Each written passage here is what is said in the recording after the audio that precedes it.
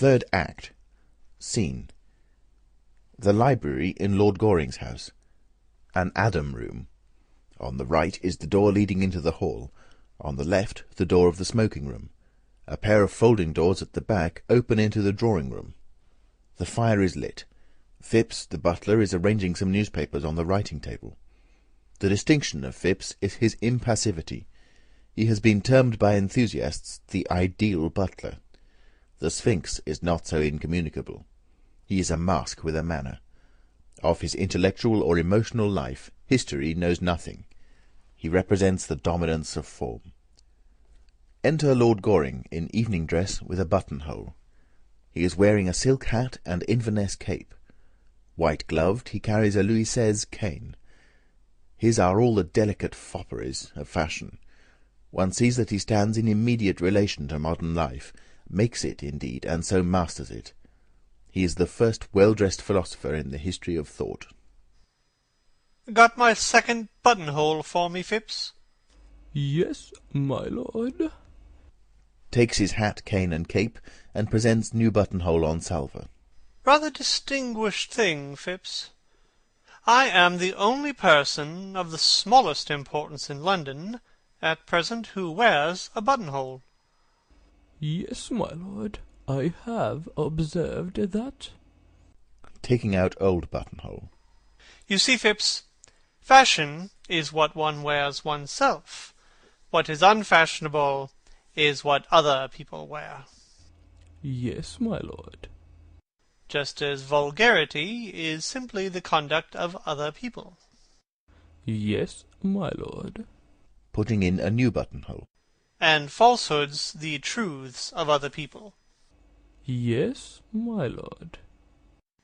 Other people are quite dreadful. The only possible society is oneself. Yes, my lord. To love oneself is the beginning of a lifelong romance, Phipps.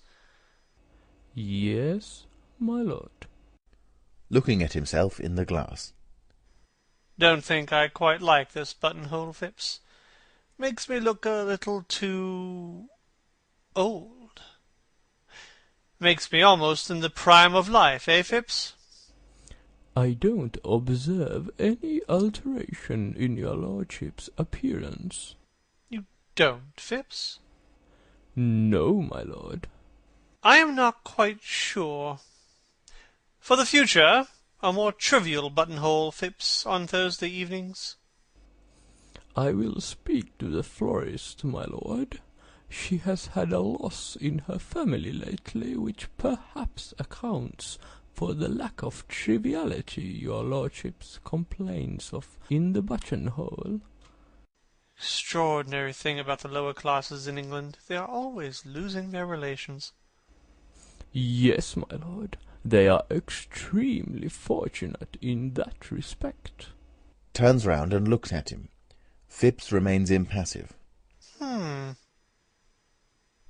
Any letters, Phipps? 3, my lord. Hands letters on salver. Takes letters. Want my cab around in 20 minutes. Yes, my lord. Goes towards door. Holds up letter in pink envelope. Phipps? When did this letter arrive? It was brought by hand just after your lordship went to the club.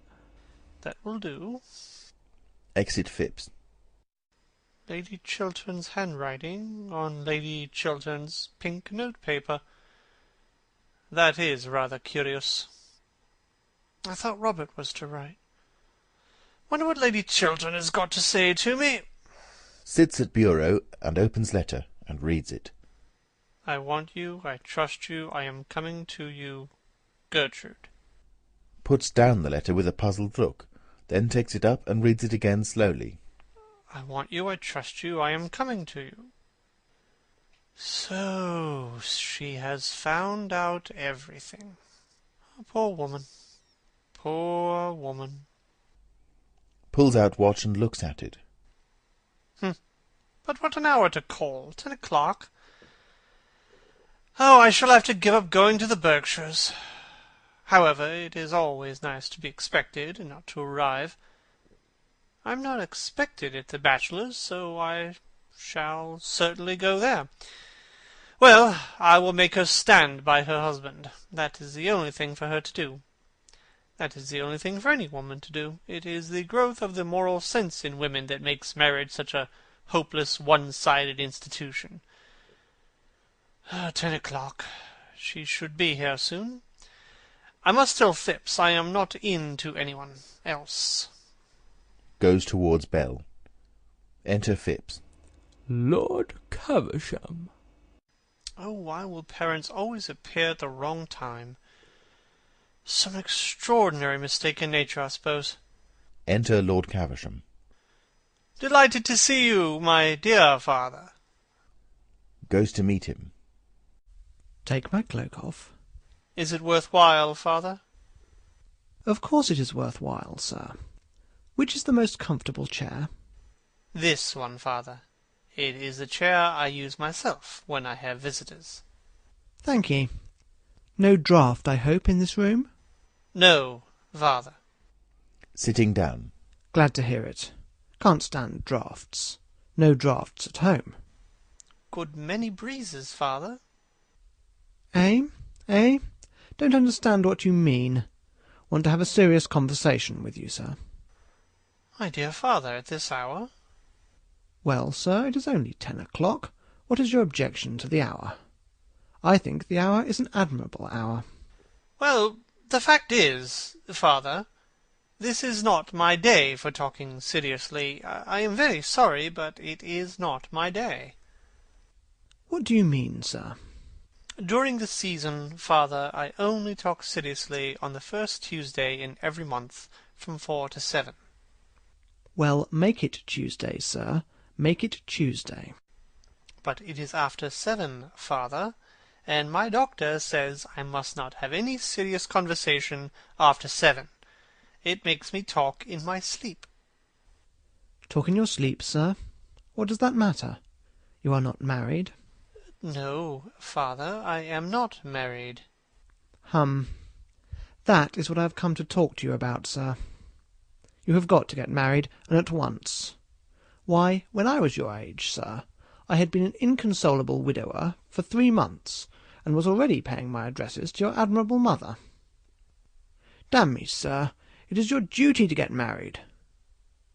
You can't always be living for pleasure. Every man of position is married nowadays. Bachelors are not fashionable any more. They are a damaged lot. Too much is known about them. You must get a wife, sir.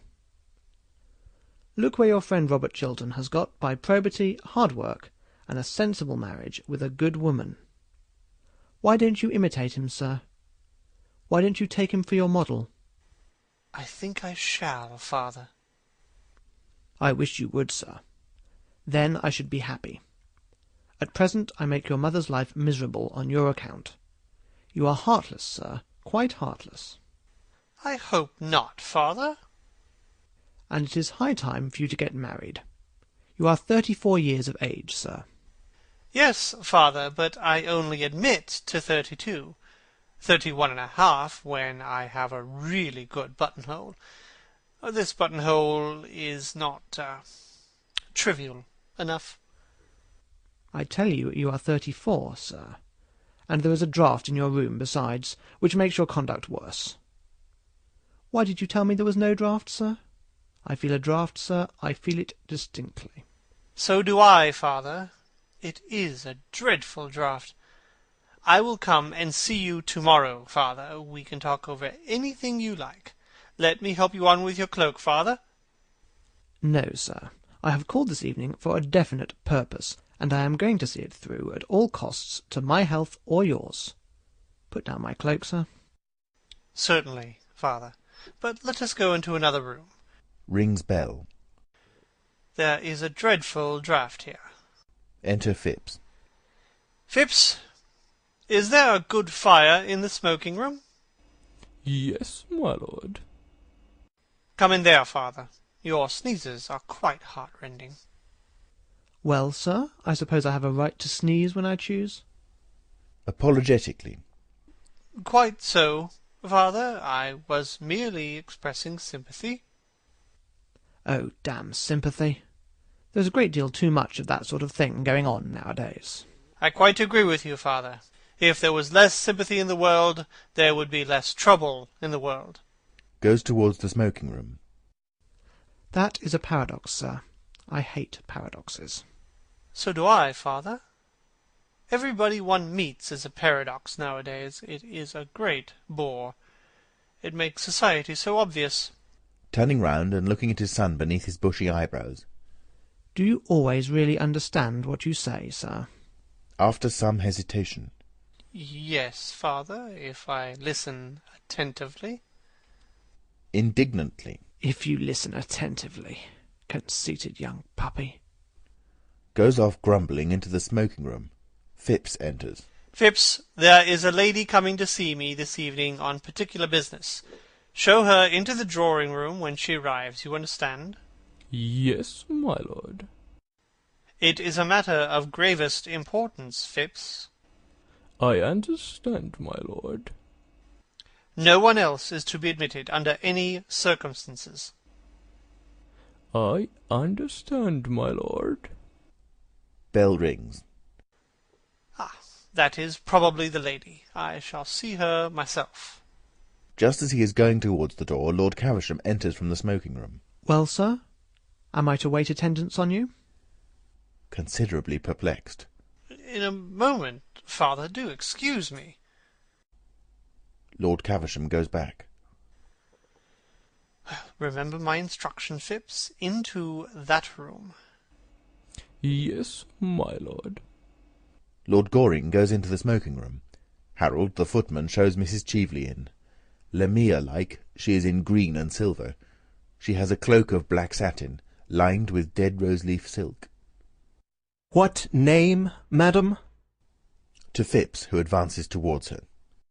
Is Lord Goring not here? I was told he was at home. His lordship is engaged at present with Lord Caversham, madam. Turns a cold, glassy eye on Harold, who at once retires. To herself. How very filial. His lordship told me to ask you, madam, to be kind enough to wait in the drawing-room for him. His lordship will come to you there. With a look of surprise. Lord Goring expects me. Yes, madam. Are you quite sure? His lordship told me that if a lady called, I was to ask her to wait in the drawing-room. Goes to the door of the drawing-room and opens it. His lordship's directions on the subject were very precise. To herself. How thoughtful of him. To expect the unexpected shows a thoroughly modern intellect. Goes towards the drawing-room and looks in. Ugh! How dreary a bachelor's drawing-room always looks. I shall have to alter all this. Phipps brings the lamp from the writing-table. No, I don't care for that lamp. It is far too glaring. Light some candles. Replaces lamp. Certainly, madam. I hope the candles have very becoming shades. We have had no complaint about them, madam, as yet. Passes into the drawing-room and begins to light the candles. To herself. I wonder what woman he is waiting for tonight. It will be delightful to catch him. Men always look so silly when they are caught, and they are always being caught. Looks about the room and approaches the writing-table. What a very interesting room. What a very interesting picture. Wonder what his correspondence is like. Takes up letters. Oh, what a very uninteresting correspondence.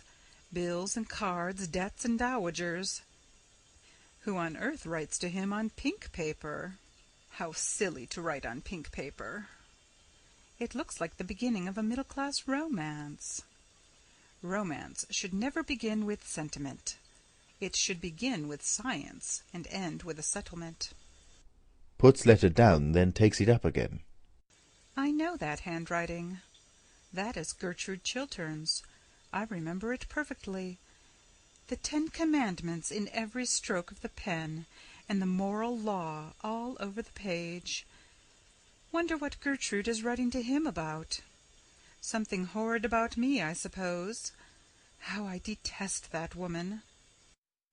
Reads it. I trust you. I want you. I am coming to you, Gertrude. I trust you. I want you. I am coming to you. A look of triumph comes over her face. She is just about to steal the letter when Phipps comes in. The candles in the drawing-room are lit, madam, as you directed. Thank you. Rises hastily and slips the letter under a large silver-cased blotting-book that is lying on the table. I trust the shades will be to your liking, madam. They are the most becoming we have. They are the same as his lordship uses himself when he's dressing for dinner. With a smile. Then I am sure they will be perfectly right. Gravely. Thank you, madam. Mrs. Cheveley goes into the drawing-room. Phipps closes the door and retires. The door is then slowly opened, and Mrs. Cheveley comes out and creeps stealthily towards the writing-table. Suddenly voices are heard from the smoking-room, and Mrs. Cheveley grows pale. She stops. The voices grow louder, and she goes back into the drawing-room, biting her lip. Enter Lord Goring and Lord Caversham. Expostulating. My dear father, if I am to get married, surely you will allow me to choose the time, place, and person, particularly the person. Testily. That is a matter for me, sir. You would probably make a very poor choice. It is I who should be consulted, not you. There is property at stake. It is not a matter for affection. Affection comes later on in married life. Yes, in married life affection comes when people thoroughly dislike each other, father, doesn't it? Puts on Lord Caversham's cloak for him. Certainly, sir. I mean, certainly not, sir. You are talking very foolishly tonight. What I say is that marriage is a matter for common sense. But women who have common sense are so curiously plain, father, aren't they? Of course, I only speak from hearsay. No woman, plain or pretty, has any common sense at all, sir. Common sense is the privilege of our sex. Quite so. And we men are so self-sacrificing that we never use it, do we, father? I use it, sir. I use nothing else. So my mother tells me. It is the secret of your mother's happiness. You are very heartless, sir, very heartless. I hope not, father. Goes out for a moment, then returns, looking rather put out, with Sir Robert Chiltern. My dear Arthur, what a piece of good luck meeting you on the doorstep. Your servant had just told me you were not at home. How extraordinary. The fact is, I am horribly busy tonight, Robert, and I gave orders I was not at home to anyone. Even my father had a comparatively cold reception. He complained of a draught the whole time. Ah, you must be at home to me, Arthur. You are my best friend. Perhaps by tomorrow you will be my only friend. My wife has discovered everything. I guessed as much. Looking at him. Really? How? After some hesitation. Oh, merely by something in the expression of your face as you came in. Who told her? Mrs. Cheveley herself. And the woman I love knows that I began my career with an act of low dishonesty, that I built up my life upon sands of shame, that I sold like a common huckster the secret that had been entrusted to me as a man of honour. I thank heaven poor Lord Radley died without knowing that I betrayed him. I would to God I had died before I had been so horribly tempted, or had fallen so low. Burying his face in his hands. After a pause. You have heard nothing from Vienna yet, in answer to your wire? Looking up. Yes, I got a telegram from the first secretary at 8 o'clock tonight. Well, Nothing is absolutely known against her. On the contrary, she occupies a rather high position in society. It is a sort of open secret that Baron Arnheim left her the greater portion of his immense fortune. Beyond that, I can learn nothing. She doesn't turn out to be a spy, then? Oh, spies are of no use nowadays. Their profession is over. The newspapers do their work instead. And thunderingly well they do it. Arthur, I'm parched with thirst. May I ring for something? Some hock and seltzer? Certainly. Let me. Rings the bell. Thanks. I don't know what to do, Arthur. I don't know what to do, and you are my only friend. But what a friend you are, the one friend I can trust. I can trust you absolutely, can't I? Enter Phipps. My dear Robert, of course. Oh, To Phipps. bring some hock and seltzer. Yes, my lord. And Phipps, Yes, my lord. will you excuse me for a moment, Robert? I want to give some directions to my servant. Certainly. When that lady calls, tell her that I am not expected home this evening. Tell her that I have been suddenly called out of town. You understand? The lady is in that room, my lord. You told me to show her into that room, my lord. You did perfectly right. Exit Phipps. What a mess I am in. No, I think I shall get through it. I'll give her a lecture through the door. Awkward thing to manage, though. Arthur, tell me what I should do. My life seems to have crumbled about me. I am a ship without a rudder in a night without a star. Robert, you love your wife, don't you? I love her more than anything in the world. I used to think ambition the great thing. It is not. Love is the great thing in the world. There is nothing but love, and I love her. But I am defamed in her eyes. I am ignoble in her eyes. There is a wide gulf between us now. She has found me out, Arthur. She has found me out. Has she never in her life done some folly, some indiscretion, that she should not forgive your sin? My wife? Never. She does not know what weakness or temptation is. I am of clay like other men. She stands apart as good women do, pitiless in her perfection, cold and stern and without mercy. But I love her, Arthur. We are childless, and I have no one else to love, no one else to love me. Perhaps if God had sent us children, she might have been kinder to me. But God has given us a lonely house, and she has cut my heart in two. Don't let us talk of it. I was brutal to her this evening, but I suppose when sinners talk to saints, they are brutal always. I said to her things that were hideously true on my side, from my standpoint, from the standpoint of men. But don't let's talk of that. Your wife will forgive you. Perhaps at this moment she is forgiving you. She loves you, Robert. Why should she not forgive?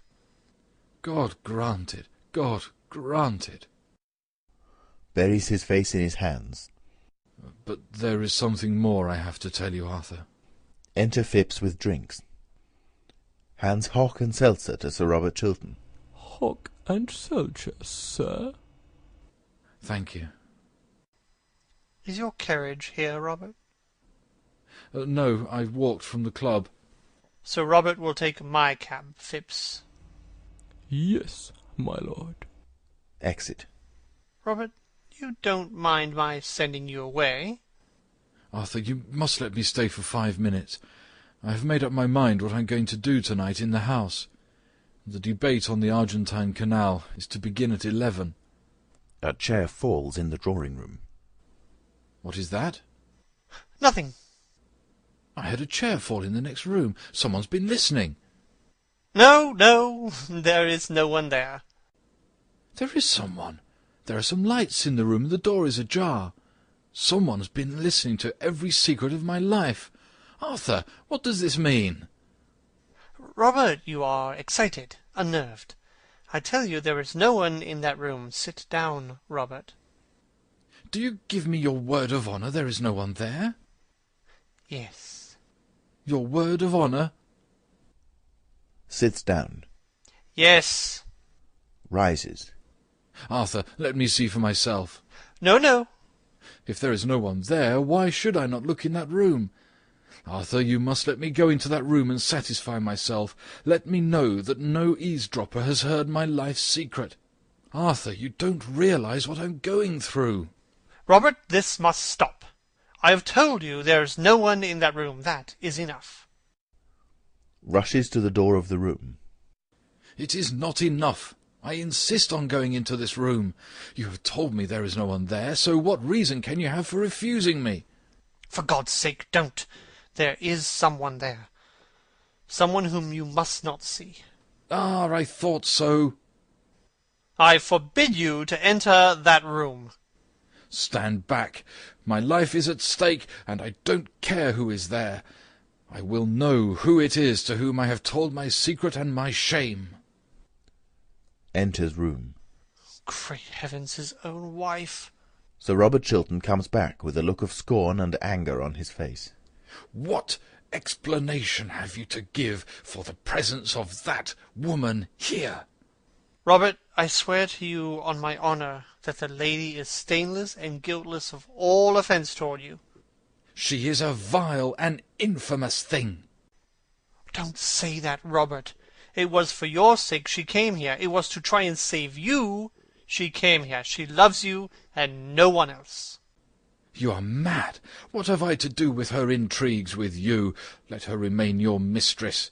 You are well suited to each other. She, corrupt and shameful, you, false as a friend, treacherous as an enemy even. It is not true, Robert. Before heaven, it is not true. In her presence and in yours, I will explain all. Let me pass, sir. You have lied enough upon your word of honour. Sir Robert Chiltern goes out. Lord Goring rushes to the door of the drawing-room when Mrs. Cheveley comes out, looking radiant and much amused. With a mock curtsy. Good evening, Lord Goring. Mrs. Cheveley? Great heavens! May I ask what you were doing in my drawing-room? Merely listening. I have a perfect passion for listening through keyholes. One always hears such wonderful things through them. Doesn't that sound rather like tempting Providence?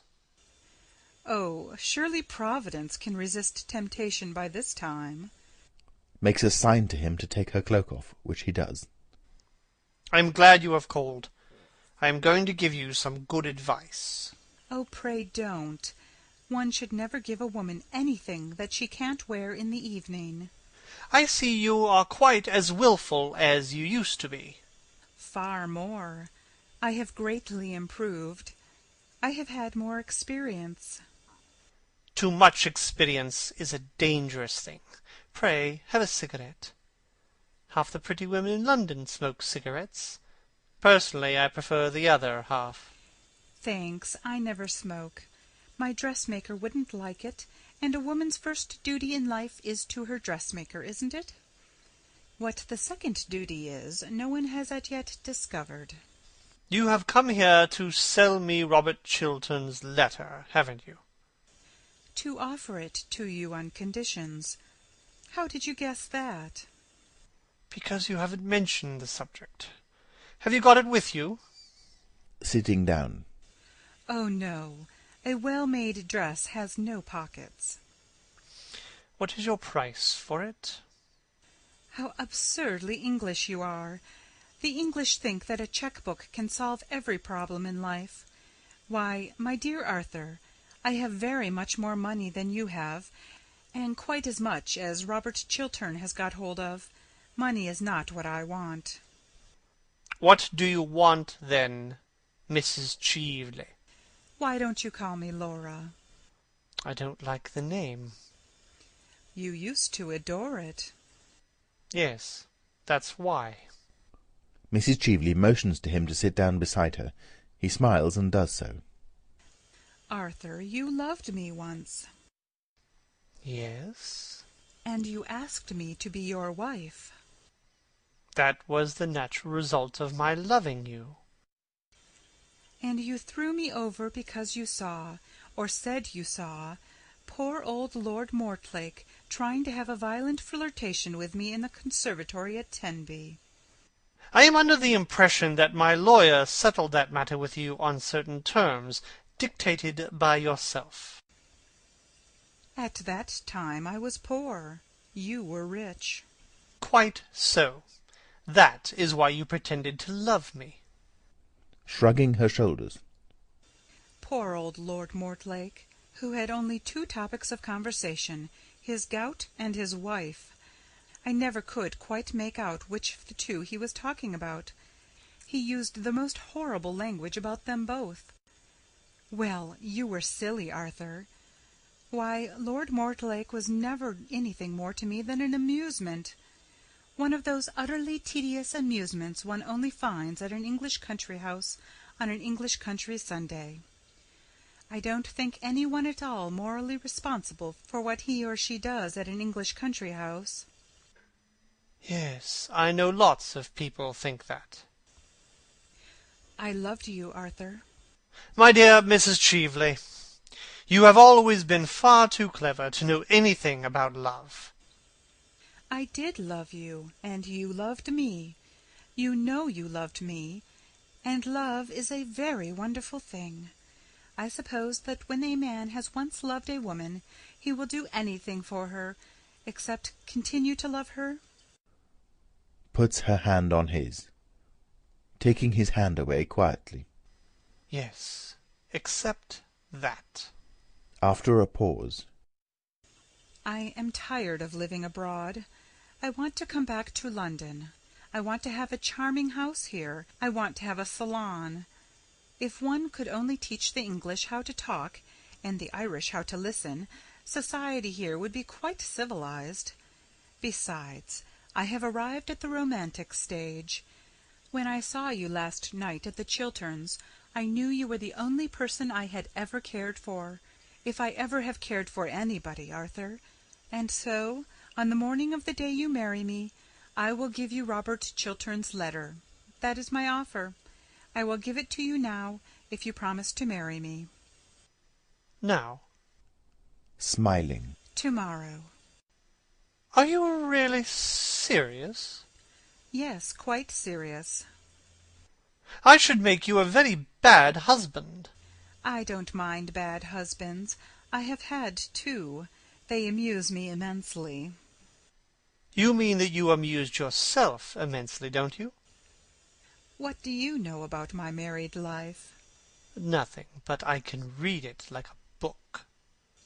What book? Rising. The book of numbers. Do you think it is quite charming of you to be so rude to a woman in your own house? In the case of a very fascinating woman, sex is a challenge, not a defense. I suppose that is meant for a compliment. My dear Arthur, women are never disarmed by compliments. Men always are. That is the difference between the two sexes. Women are never disarmed by anything, as far as I know them. After a pause. Then you are going to allow your greatest friend, Robert Chiltern, to be ruined, rather than marry someone who really has considerable attractions left? I thought you would have risen to some great height of self-sacrifice, Arthur. I think you should. And the rest of your life you could spend in contemplating your own perfections. Oh, I do that as it is. And self-sacrifice is a thing that should be put down by law. It is so demoralizing to the people for one whom sacrifices oneself. They always go to the bad. As if anything could demoralize Robert Chiltern. You seem to forget that I know his real character. What you know about him is not his real character. It was an act of folly done in his youth. Dishonorable, I admit. Shameful, I admit. Unworthy of him, I admit. And therefore, not his true character. How you men stand up for each other. how you women war against each other. Bitterly. I only war against one woman, against Gertrude Chiltern. I hate her. I hate her now more than ever. Because you have brought a real tragedy into her life, I suppose. With a sneer. Oh, there is only one real tragedy in a woman's life. The fact that her past is always her lover, and her future invariably her husband.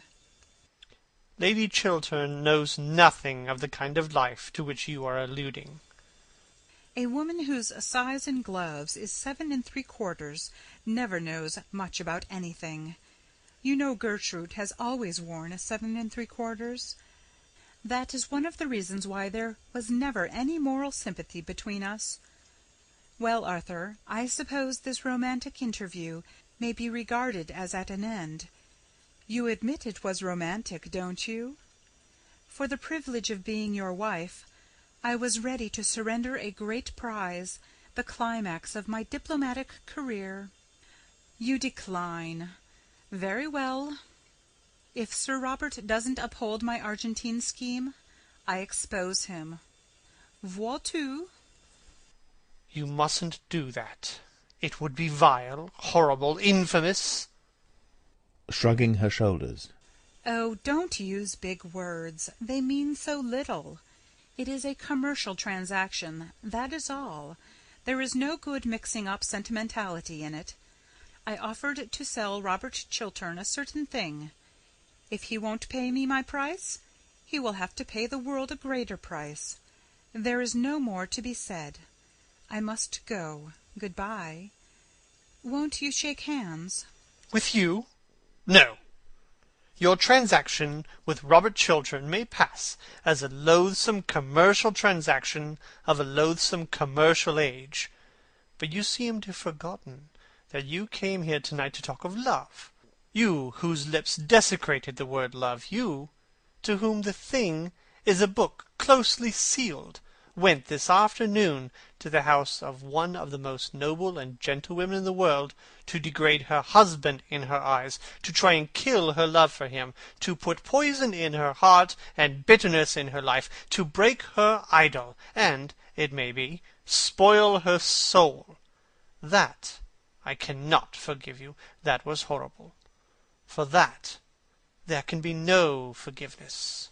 Arthur, you are unjust to me. Believe me, you are quite unjust to me. I didn't go to taunt Gertrude at all. I had no idea of doing anything of the kind when I entered. I called with Lady Markby simply to ask whether an ornament, a jewel that I lost somewhere last night, had been found at the Chilterns.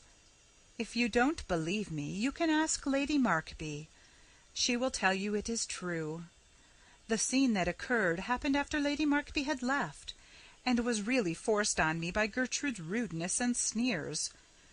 I called, oh, a little out of malice, if you like, but really to ask if a diamond brooch of mine had been found.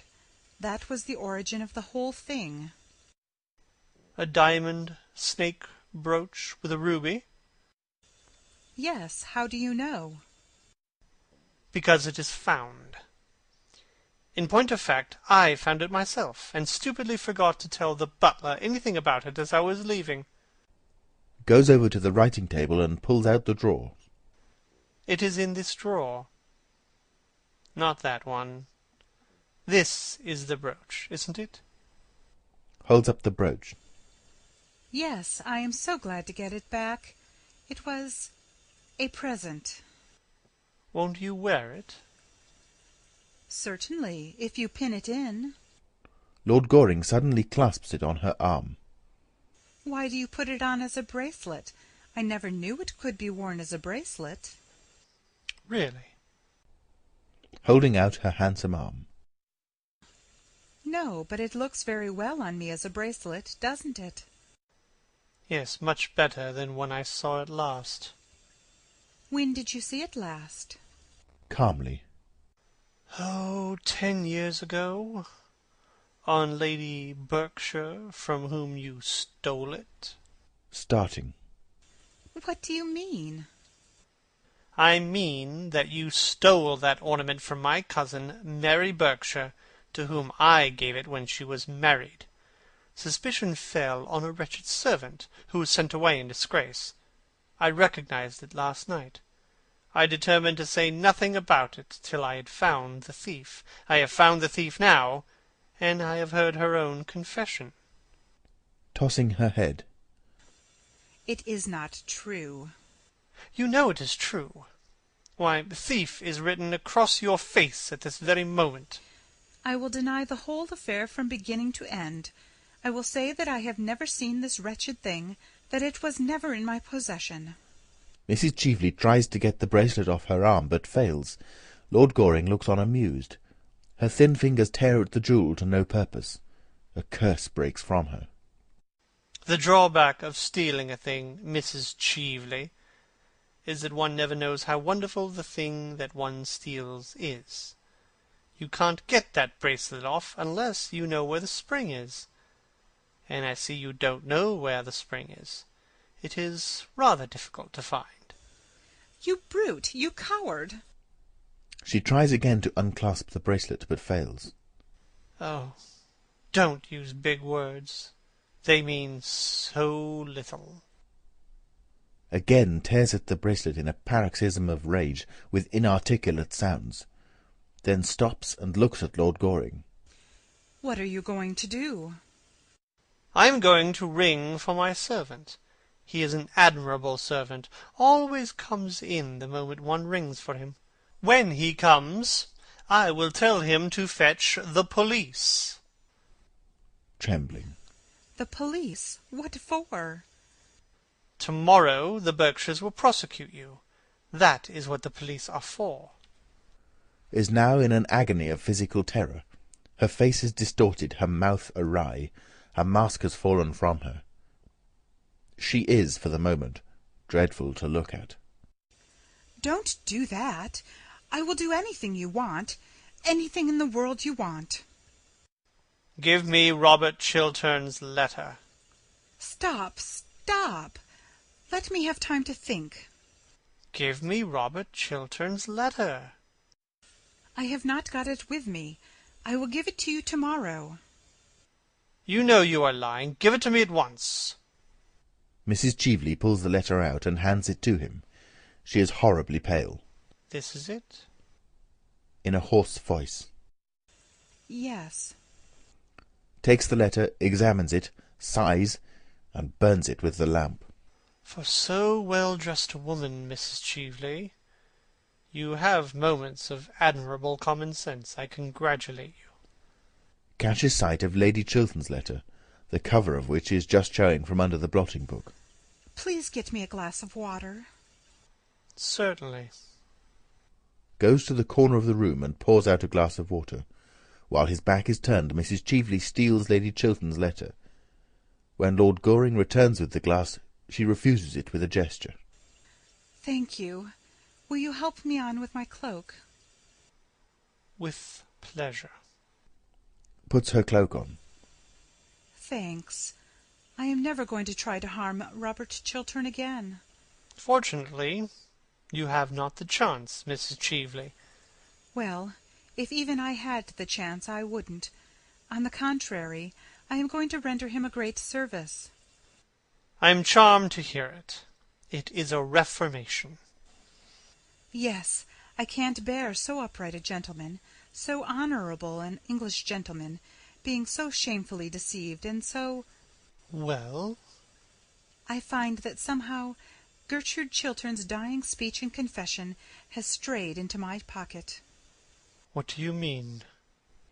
With a bitter note of triumph in her voice. I mean that I am going to send Robert Chiltern the love letter his wife wrote to you last night.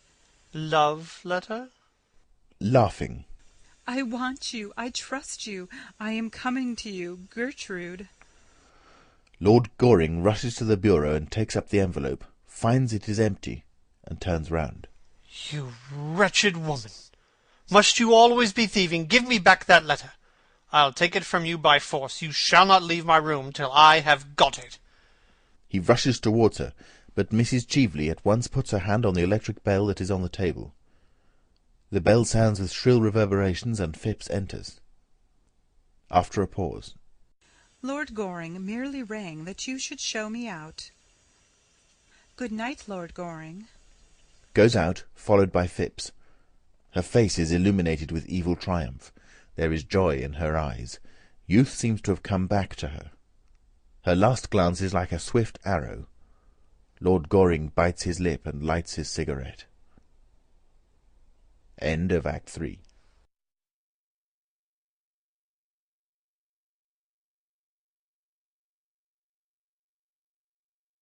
Fourth Act. Scene. Same as Act 2. Lord Goring is standing by the fireplace with his hands in his pockets. He is looking rather bored. He pulls out his watch, inspects it, and rings the bell. It is a great nuisance. I can't find anyone in this house to talk to. And I am full of interesting information. I feel like the latest edition of, something or other. Enter servant. Sir Robert is still at the Foreign Office, my lord. Lady Chiltern not down yet? Her ladyship has not yet left her room. Miss Chiltern has just come in from riding. To himself. Ah, that is something. Lord Caversham has been waiting some time in the library for Sir Robert. I told him your lordship was here. Thank you. Would you kindly tell him I've gone? Bowing. I shall do so, my lord. Exit servant. Really, I don't want to meet my father 3 days running. It is a great deal too much excitement for any son. I hope to goodness he won't come up. Fathers should neither be seen nor heard. That is the only proper basin for family life. Mothers are different. Mothers are darlings. Throws himself down into a chair, picks up a paper, and begins to read it. Enter Lord Caversham. Well, sir, what are you doing here? Wasting your time as usual, I suppose? Throws down paper and rises. My dear father, when one pays a visit, it is for the purpose of wasting other people's time, not one's own. Have you been thinking over what I spoke to you about last night? I have been thinking of nothing else. Engaged to be married yet? Genially. Not yet. But I hope to be before lunchtime. Caustically. You can have till dinner time if it would be of any convenience to you. Thanks, awfully. But I think I'd sooner be engaged before lunch. Never know when you are serious or not. Neither do I, father. A pause. I suppose you have read the Times this morning? Airily. The Times? Certainly not. I only read the Morning Post. All that one should know about modern life is where the duchesses are. Anything else is quite demoralizing.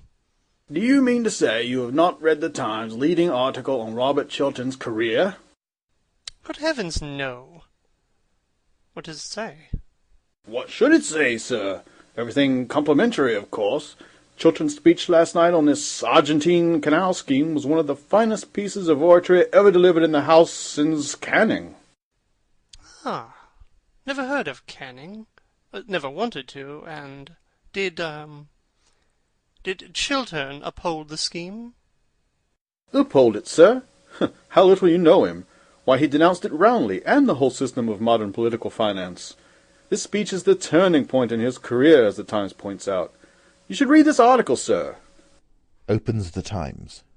Sir Robert Chiltern, most rising of our young statesmen, brilliant orator, unblemished career, well-known integrity of character, represents what is best in English public life, noble contrast to the lax morality among foreign politicians. They will never say that of you, sir. I sincerely hope not, father. However, I am delighted at what you tell me about Robert. Thoroughly delighted. It shows he has got pluck. He has got more than pluck, sir. He has got genius. Ah, I prefer pluck. It is not so common nowadays as genius is. I wish you would go into Parliament. My dear father, Only people who look dull ever get into the House of Commons, and only people who are dull ever succeed there. Why don't you try to do something useful in life?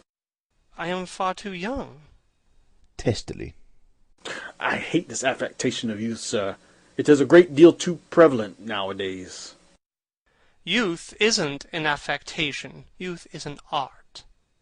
Why don't you propose to that pretty Miss Chiltern?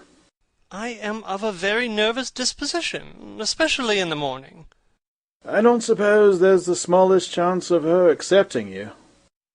I don't know how the betting stands today. If she did accept you, she would be the prettiest fool in England. That is just what I should like to marry. A thoroughly sensible wife would reduce me to a condition of absolute idiocy in less than 6 months. You don't deserve her, sir. My dear father, if we men married the women we deserved, we should have a very bad time of it. Enter Mabel Chiltern. Oh, how do you do, Lord Caversham? I hope Lady Caversham is quite well. Lady Caversham is as usual as usual. Good morning, Miss Mabel. Taking no notice at all of Lord Goring, and addressing herself exclusively to Lord Caversham. And Lady Caversham's bonnets, are they at all better? They have had a serious relapse, I'm sorry to say. Good morning, Miss Mabel. To Lord Caversham. I hope an operation will not be necessary. Smiling at her pertness. If it is, we shall have to give Lady Caversham a narcotic. Otherwise, she will never consent to have a single feather touched. With increased emphasis. Good morning, Miss Mabel. Turning round with feigned surprise. Oh, are you here? Of course you understand that after breaking your appointment, I am never going to speak to you again. Oh, please don't say such a thing. You are the one person in London I really like to have to listen to me. Lord Goring, I never believe a single word that either you or I say to each other. You are quite right, my dear. Quite right. As far as he is concerned, I mean. Do you think you could possibly make your son behave a little better occasionally? Just as a change? I regret to say, Miss Chiltern, I have no influence over my son. I wish I had. If I had, I know what I would make him do. I am afraid that he has one of those terribly weak natures that are not susceptible to influence. He is very heartless. Very heartless. It seems to me that I am a little in the way here. It is very good for you to be in the way, and to know what people say of you behind your back. I don't at all like knowing what people say of me behind my back. It makes me far too conceited. After that, my dear, I really must bid you good morning. Oh, I hope you are not going to leave me all alone with Lord Goring, especially at such an early hour in the day.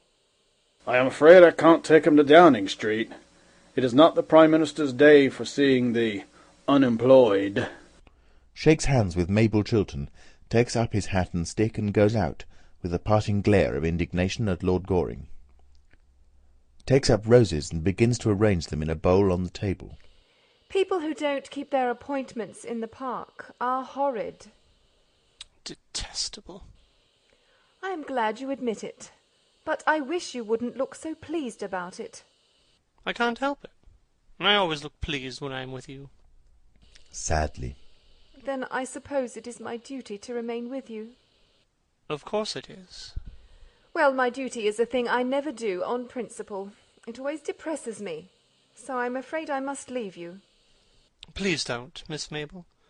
I have something very particular to say to you. Rapturously. Oh, is it a proposal? Somewhat taken aback.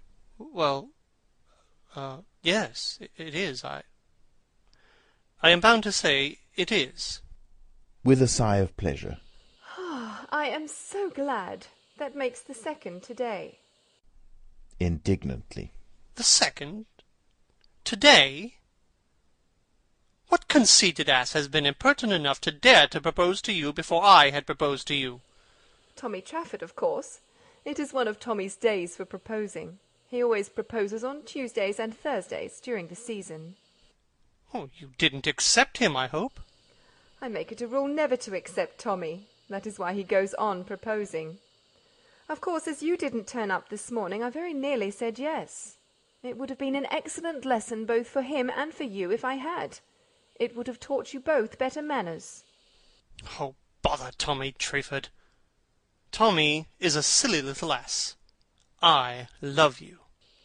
I know, and I think you might have mentioned it before. I am sure I've given you heaps of opportunities. Mabel, do be serious. Please, be serious.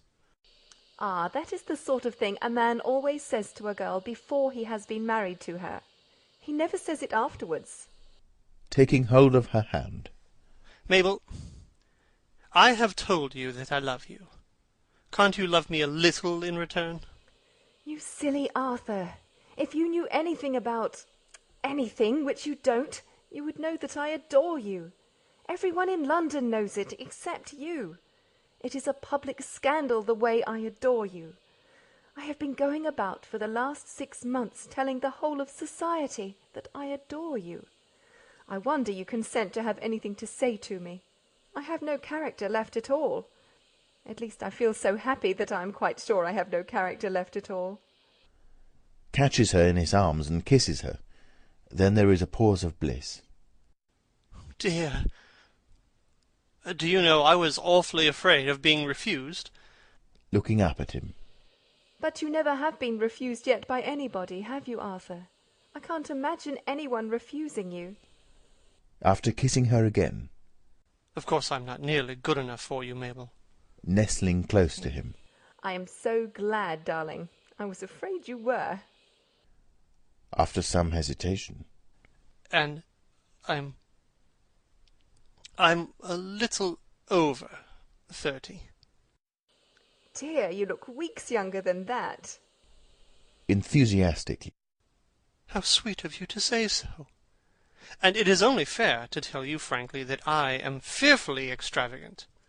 But so am I, Arthur, so we're sure to agree. And now I must go and see Gertrude. Must you really? Kisses her. Yes. Then do tell her I want to talk to her particularly. I have been waiting here all the morning to see either her or Robert. Do you mean to say you didn't come here expressly to propose to me? Triumphantly. No, that was a flash of genius. Your first? With determination. My last.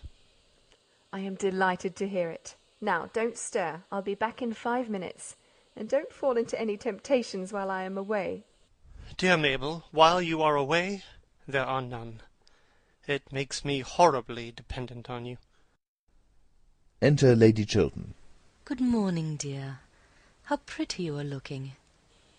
How pale you are looking, Gertrude. It is most becoming. Good morning, Lord Goring. Bowing. Good morning, Lady Chiltern. Aside to Lord Goring. I shall be in the conservatory, under the second palm tree on the left. Second on the left. With a look of mock surprise. Yes, the usual palm tree. Blows a kiss to him, unobserved by Lady Chiltern, and goes out. Lady Chiltern, I have a certain amount of very good news to tell you. Mrs. Cheveley gave me up Robert's letter last night, and I burned it. Robert is safe. Sinking on the sofa. Safe? Oh, I am so glad of that. What a good friend you are to him. To us. There is only one person now that could be said to be of any danger. Who is that? Sitting down beside her. Yourself. I? In danger? What do you mean? Danger is too great a word. It is a word I should not have used. But I admit I have something to tell you that may distress you.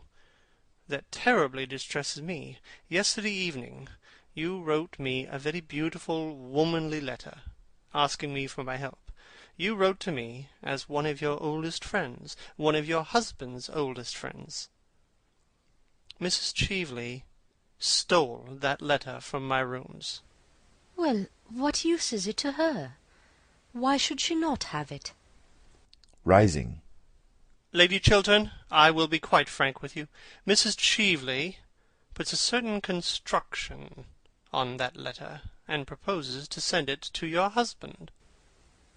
But what construction could she put on it? Oh, not that, not that. If I in trouble, and wanting your help, trusting you, propose to come to you, that you may advise me, assist me. Oh, are there women so horrible as that?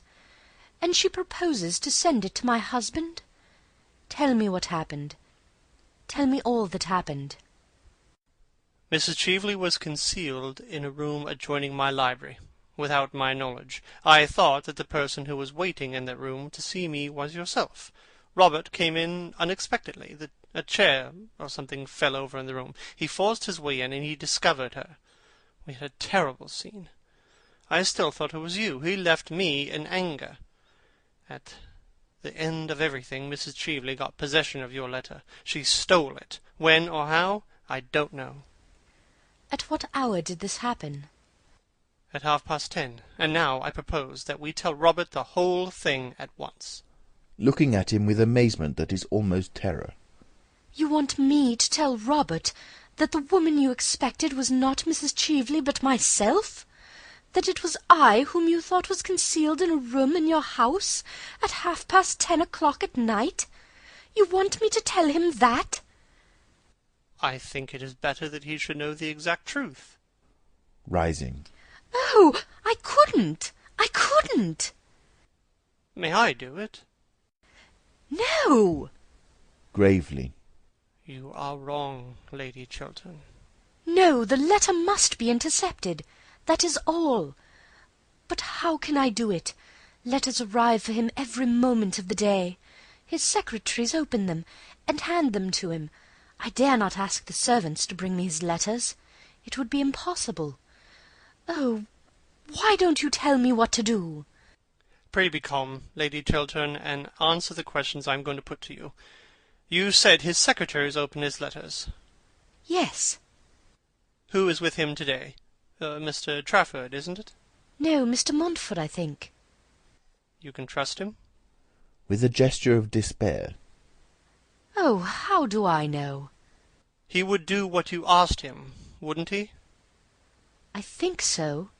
Your letter was on pink paper. He could recognize it without reading it, couldn't he, by the colour? I suppose so. Is he in the house now? Yes.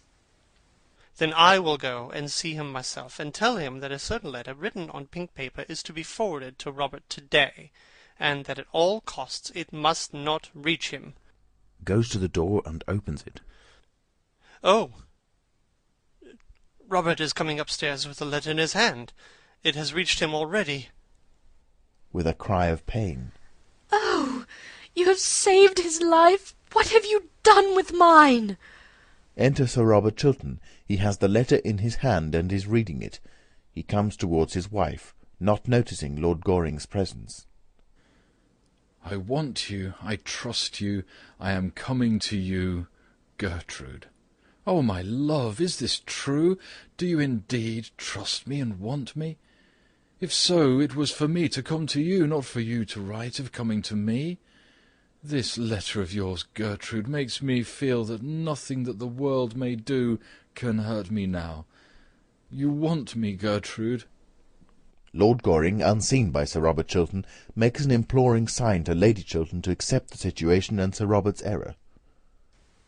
Yes. You trust me, Gertrude? Yes. Ah, why did you not add that you loved me? Taking his hand. Because I love you. Lord Goring passes into the conservatory. Kisses her. Gertrude, you don't know what I feel.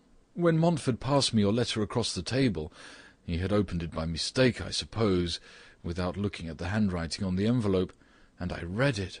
Oh, I did not care what disgrace or punishment was in store for me. I only thought that you loved me still. There is no disgrace in store for you, nor any public shame. Mrs. Cheveley has handed over to Lord Goring the document that was in her possession, and he has destroyed it. Are you sure of this, Gertrude? Yes, Lord Goring has just told me. Then I am safe. Oh, what a wonderful thing to be safe. For 2 days I've been in terror. I am safe now. How did Arthur destroy my letter? Tell me. He burned it. I wish I had seen that one sin of my youth burning to ashes. How many men there are in modern life who would like to see their past burning to white ashes before them. Is Arthur still here? Yes. He is in the conservatory. I'm so glad now I made that speech last night in the house. So glad. I made it thinking that public disgrace might be the result, but it has not been so. Public honour has been the result. I think so. I fear so almost. For although I am safe from detection, although every proof against me is destroyed, I suppose, Gertrude, I suppose I should retire from public life. He looks anxiously at his wife. Eagerly. Oh, yes, Robert, you should do that. It is your duty to do that. It is much to surrender. No, it will be much to gain. Sir Robert Chiltern walks up and down the room with a troubled expression, then comes over to his wife and puts his hand on her shoulder. And you would be happy living somewhere alone with me? Abroad, perhaps? Or in the country, away from London, away from public life? You would have no regrets? Oh, none, Robert. Sadly. And your ambition for me? You used to be so ambitious for me. Oh, my ambition! I have none now, but that we two may love each other. It was your ambition that led you astray. Let us not talk about ambition. Lord Goring returns from the conservatory looking very pleased with himself, and with an entirely new buttonhole that someone has made for him. Going towards him. Arthur, I have to thank you for what you have done for me. I don't know how I can repay you. Shakes hands with him. My dear fellow, I'll tell you at once. At the present moment, under the usual palm tree, I mean in the conservatory. Enter Mason. Lord Caversham. That admirable father of mine really makes a habit of turning up at the wrong moment. It is very heartless of him, very heartless indeed. Enter Lord Caversham. Mason goes out. Good morning, Lady Chiltern. Warmest congratulations to you, Chiltern, on your brilliant speech last night. I have just left the Prime Minister, and you are to have the vacant seat in the Cabinet. With a look of joy and triumph. A seat in the Cabinet? Yes, here is the Prime Minister's letter. Hands letter. Takes letter and reads it. A seat in the Cabinet? Certainly, and you well deserve it too. You have got what we want so much in political life nowadays. High character, high moral tone, high principles. To Lord Goring. Everything that you have not got, sir, and never will have. I don't like principles, father. I prefer prejudices. Sir Robert Chiltern is on the brink of accepting the Prime Minister's offer when he sees his wife looking at him with her clear, candid eyes. He then realizes that it is impossible. I cannot accept this offer, Lord Caversham. I have made up my mind to decline it. Decline it, sir? My intention is to retire at once from public life. Angrily. Decline a seat in the Cabinet and retire from public life? I've never heard such damned nonsense in the whole course of my existence. I beg your pardon, Lady Chiltern. Chiltern, I beg your pardon. To Lord Goring. Don't grin like that, sir. No, father. Lady Chiltern, you are a sensible woman. The most sensible woman in London. The most sensible woman I know. Would you kindly prevent your husband from taking such... Would you kindly do that, Lady Chiltern? I think my husband is right in his determination, Lord Caversham. I approve of it. You approve of it? Good heavens! Taking her husband's hand. I admire him for it. I admire him immensely for it. I have never admired him so much before. He is finer than even I thought him. To Sir Robert Chiltern. You will go and write your letter to the Prime Minister now, won't you? Don't hesitate about it, Robert. With a touch of bitterness. I suppose I had better write it at once. Such offers are not repeated. I will ask you to excuse me for a moment, Lord Caversham. I may come with you, Robert, may I not? Yes, Gertrude. Lady Chiltern goes out with him. What is the matter with this family? Something wrong here, eh? Tapping his forehead. Idiocy? Hereditary, I suppose. Both of them, too. Wife as well as husband. Very sad indeed. And they're not an old family. Can't understand it. It is not idiocy, father, I assure you. What is it then, sir? After some hesitation. Well, it is what is called nowadays a high moral tone, father. That is all. Hate these new-fangled names. Same thing we used to call idiocy 50 years ago. Shan't stay in this house any longer. Taking his arm. Oh, just go in here for a moment, father. Third palm tree to the left, the usual palm tree. What, sir? I beg your pardon, father, I forgot. The conservatory, father, the conservatory. There is someone there I want you to talk to. What about, sir? About me, father. Grimly. Not a subject on which much eloquence is possible. No, father, but the lady is like me. She doesn't care much for eloquence in others. She thinks it a little loud. Lord Caversham goes out into the conservatory. Lady Chiltern enters. Lady Chiltern, why are you playing Mrs. Cheveley's cards? Startled. I don't understand you. Mrs. Cheveley made an attempt to ruin your husband, either to drive him from public life or to make him adopt a dishonourable position. From the latter tragedy you saved him. The former you are now thrusting on him. Why should you do him the wrong Mrs. Cheveley tried to do and failed? Lord Goring? Pulling himself together for a great effort and showing the philosopher that underlies the dandy. Lady Chiltern, allow me. You wrote me a letter last night, in which you said you trusted me and wanted my help. Now is the moment when you really want my help. Now is the time when you have got to trust me, to trust in my counsel and judgment. You love Robert. Do you want to kill his love for you? What sort of existence will he have if you rob him of the fruits of his ambition, if you take him from the splendour of a great political career, if you close the doors of public life against him, if you condemn him to sterile failure, he who was made for triumphant success? Women are not meant to judge us, but to forgive us when we need forgiveness. Pardon, not punishment, is their mission. Why should you scourge him with rods for a sin done in his youth, before he knew you, before he knew himself? A man's life is of more value than a woman's. It has larger issues, a wider scope, greater ambitions. A woman's life revolves in curves of emotions. It is upon lines of intellect that a man's life progresses. Don't make any terrible mistake now, Lady Chiltern. A woman who can keep a man's love and love him in return has done all the world wants of women, or should want of them. Troubled and hesitating. But it is my husband himself who wishes to retire from public life.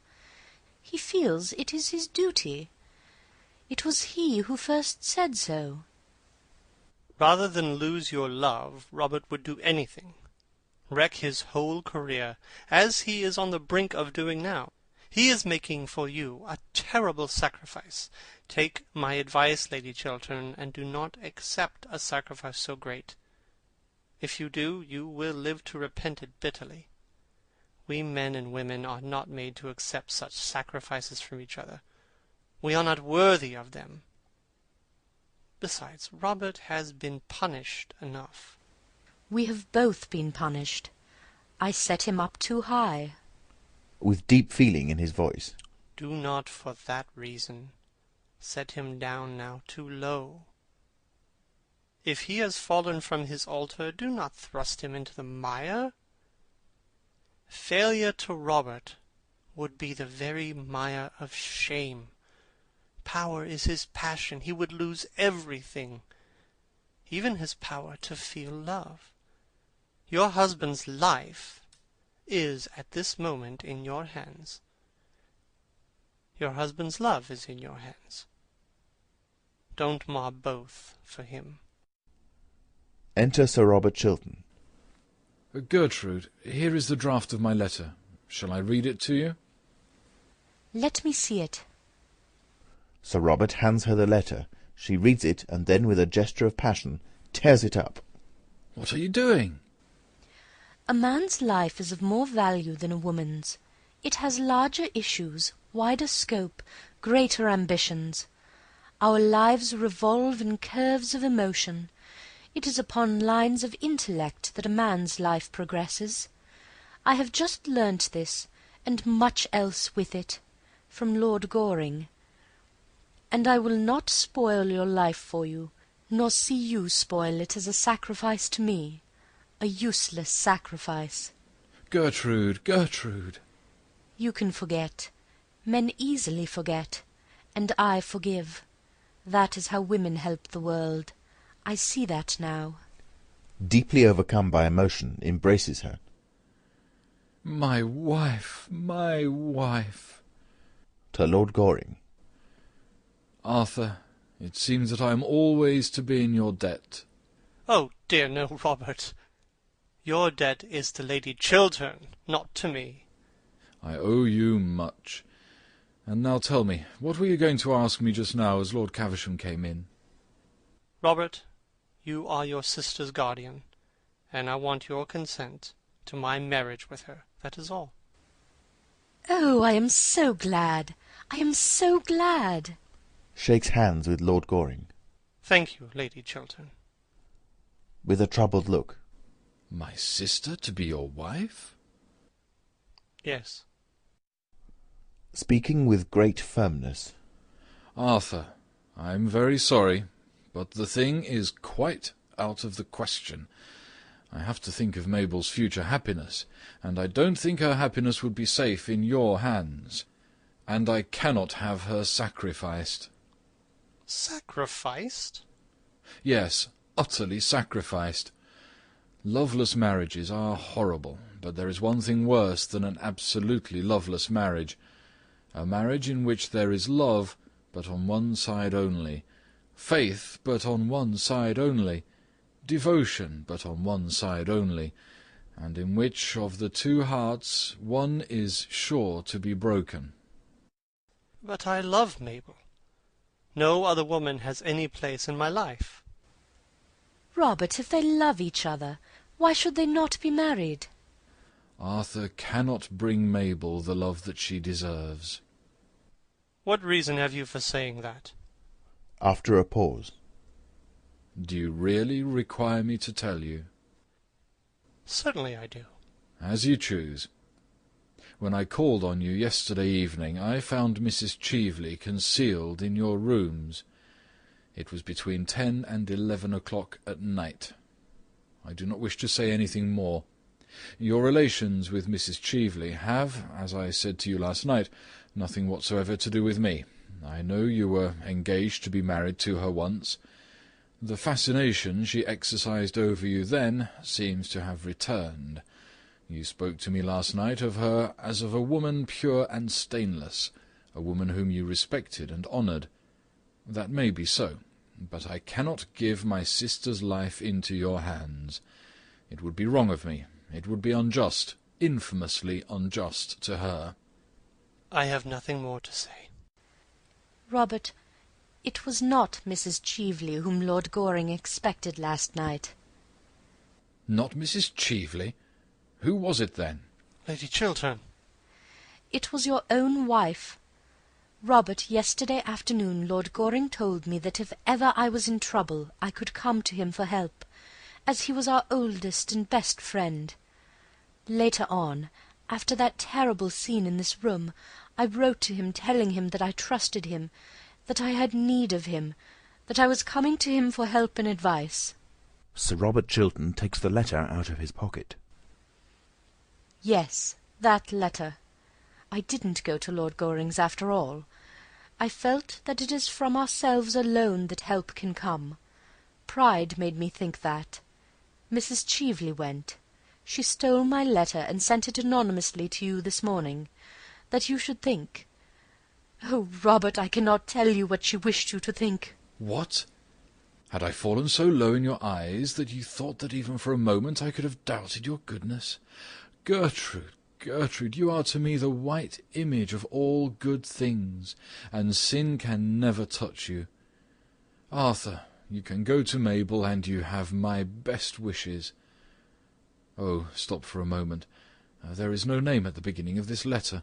The brilliant Mrs. Cheveley does not seem to have noticed that. There should be a name.